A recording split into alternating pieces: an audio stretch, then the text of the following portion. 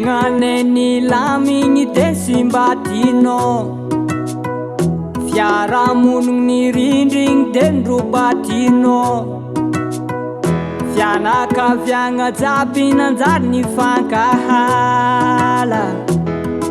Anao tsy mazava mandroboka magnamboatra, mandamigny manariaka. Anao migny nampifankatia, nefa anao nampisarabary, nefa olom-piavagna ifagnono mifagnosa, mifandatsaka an-tany. Halako anao tsy tiako anao fa ilay. Halako anao tsy tiako anao fa ekeko. Ifoazako mandray hitady anao vola, ateto tsy maintsy ilay, satria fôrisenao za.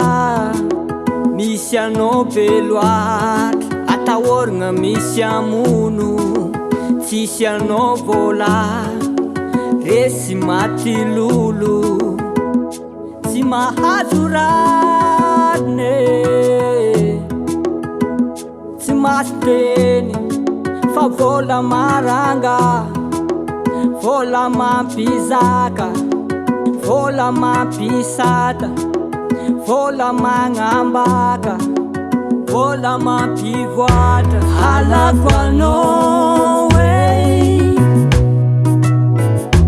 tsy tiako anao fa ilay. Halako anao tsy tiako anao fa ekeko. Efa very, efa tsy hita baba, fiavanagna vô tsy kalakalam-bola, fasika sisa.